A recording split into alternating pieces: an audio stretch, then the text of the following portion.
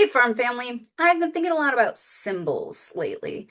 It could have something to do with being America's 250th anniversary. And, we've got lots of national symbols, flags and eagles and, you know, leaders' faces and all kinds of things. And it's got me doing a lot of deep diving into the idea of symbols and what they mean and how important they are.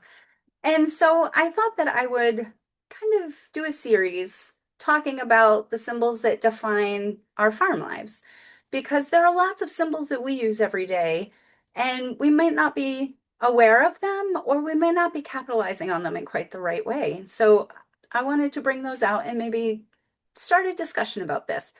So first of all, what is a symbol? Well, a symbol is a mark, a sign. It can be a word that is meant to represent something else. It's either representing another object, it's representing a relationship to something, it's representing an idea. It can represent a mathematical formula. Like there are all kinds of things that we use symbols for in our daily life.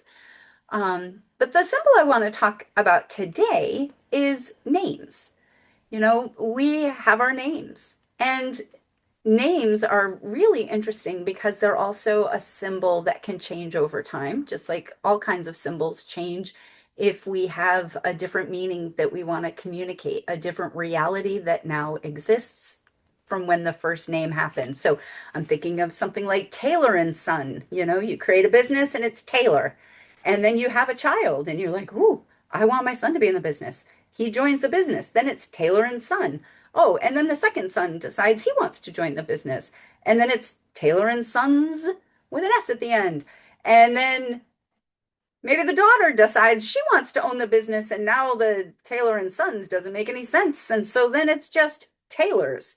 And the business hasn't in and of itself changed, but there is a reality underneath it that has. And so the name changes to reflect that.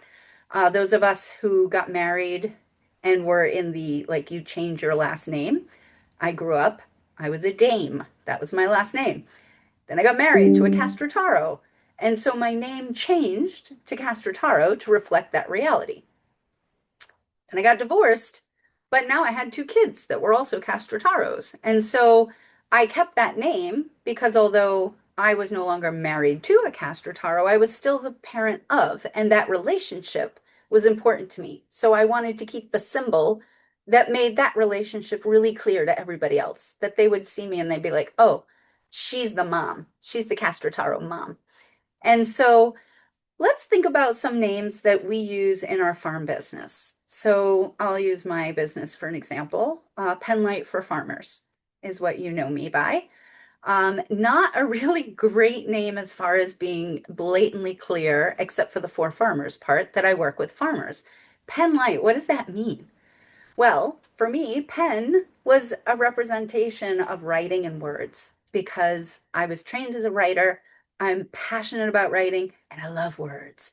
And so the pen talks about the meaning that we have and we create when we use words, both meaning to understand ourselves, to communicate to others. It's a really integral part of who I believe we are as humans. And light is because light is the thing that shines in the darkness. It's the thing that shows the truth. And for me, it also points to Jesus as the light of the world. And I want that light that he brought to the world, I want to bring that to others. So when you put it together, I want my business to be something that writes the light of Jesus as he truly was through the lives of farmers and in the lives of farmers. So you might not automatically have known that from my business name, but I knew it. And that's another piece of these names. Sometimes a name is something that everybody out there is going to understand exactly what that name means and why that name came into being. Other times that name is more for us as an aspiration. It's like I want to remember that this is my core and it keeps us focused. And sometimes we have to adjust it. My original business was just Penlight, and then I realized that I really wanted to focus on farmers. So I added the for farmers to help make that connection clearer for the people around me. So, what about you? How do you represent yourself? What symbols do you use in your farm life? Do you use just your name? Do you describe your farm like rocky ledge? This is the environment that I live in. Um, to, is it something that people on the outside say, oh, I know exactly what that means? Or is it something that's more for you that it's a litmus test? Am I living up to this? Am I doing this in my business every day? So why don't you share some of your names for your farms, your symbols down in the comments below, and let us know why you chose those names. Because understanding why we choose our symbols and figuring out if we are actually living out what that symbol is meant to represent is a really core part of living our purpose as farmers and as people. We'll see you next time.